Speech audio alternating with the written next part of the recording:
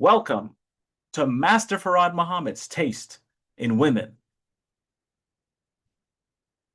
In 2025, we learned about Master Farad Muhammad's standards in women, and we learned it from this book, The Reformer, Wisdom Revealed to Me by Master Farad Muhammad, the founder of the Nation of Islam, unseen historical documents dated 1933 to 1962, and an in-depth and transformative reading by Bernstein Sharif Muhammad, the one and only secretary of Master Farad Muhammad, the lady given the name The Reformer by Master Farad Muhammad, compiled in this book in 2025 by her daughter, Medina Muhammad, who is also the daughter of Supreme Minister John Muhammad, the brother of Elijah Muhammad.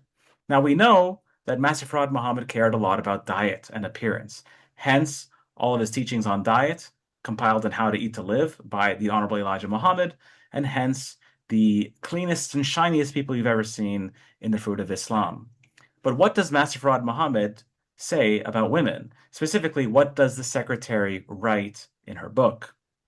Quote, 120 pounds is the weight of the physical body he desires us to be, and not over. This does vary according to the height of each individual. So there is some leeway, but in general, no fat chicks allowed.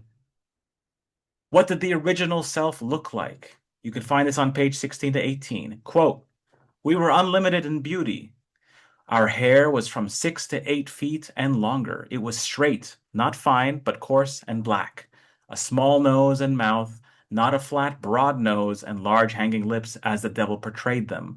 The breast was small and becoming, not big flabs of fat hanging nearly to her waist as the devil pictured them. The waistline was slim, of all fat, therefore causing the hips to curve gracefully. But now, the hair that was once long, black, straight, and coarse became short, red, kinky, and thin. The nose became broad and flat. The mouth became wide with large hanging lips. The teeth that once looked like pearls became yellow and decayed by using strong tobacco and snuff. Breasts that were once medium and becoming became large and flabby, hanging nearly to the waist. The shape of the body that once had not a blemish became overweighted, filling out the graceful curves, causing it to look like a potato. Okay, the potato meme from the 1930s. After nearly 400 years of eating the said poisonous animal, that is the hog, combined with no knowledge of our own nor anyone else's, thus we lost our beauty appearance. All honor, praises, and credit are due to our Savior, the great Mahdi, Mr. W.D. Farad Muhammad, for his coming and giving us this class for the sole benefit of returning us to our original selves, which is a righteous Muslim, the cream of the earth, unlimited in beauty. You can find this, again, Bernstein Sharif Muhammad, The Reformer, Wisdom Revealed to Me by Master Farad Muhammad, the founder of the Nation of Islam, page 16 to 18. These sound a lot like white beauty standards, okay? Long straight hair, small pointed nose, thin mouth, small breasts, really? Dr. Umar would be shocked. He would be disappointed that Master Farad Muhammad was comparing the original women, and in fact the standard of beauty itself, to a snow bunny. Malcolm X maybe was right by conking his hair and making it straight, according to the teachings of Master Farad Muhammad, because the original people had straight hair, apparently. And this makes sense with Master Farad Muhammad's past lives as Fred Dodd and Wallace D. Ford, because in the end he did date women that looked a bit like he described. On the very left, you have Laura Messenger, also known as Laura Swanson, who he would be accused of sexually assaulting, and he was found not guilty, but he did have consensual sex if he's not guilty. He did have sex with her. It just wasn't rape.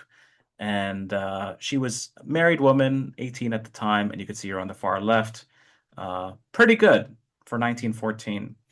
In the middle, you have Pearl Allen, of course, the one on the left, goes without saying. And on the right, you have, in her younger years, Hazel Barton.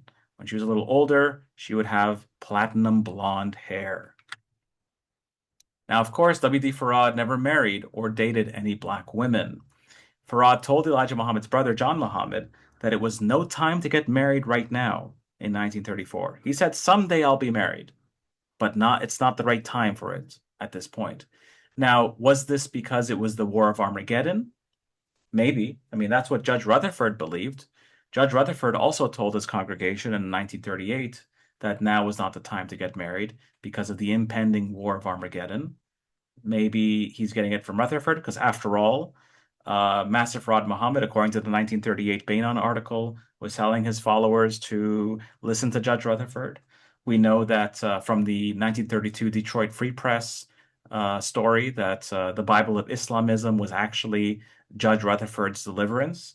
We know from Supreme Minister John Muhammad that he had, quote, a gang of Judge Rutherford books in his suitcase when he was going to the teachers' meeting. So they were clearly teaching Judge Rutherford material in the early Nation of Islam. So maybe this is the reason why he wasn't getting married at that time, or maybe because beauty standards looked a little bit more like this, and Allah knows best. Thank you for watching. You can always pick up my book, W.D. Farad, The Man, Myth, and Mystery Behind the Nation of Islam. We have a whole chapter dedicated to the subject. It's called Black Supremacists Prefer Blondes. And of course, you can buy me a coffee. I haven't made as much as a dime or as little as a penny on any of the work that I've done for the Nation of Islam. So any donations would go a long way in terms of purchasing books or newspaper subscriptions or towards the creation of these videos, among other things.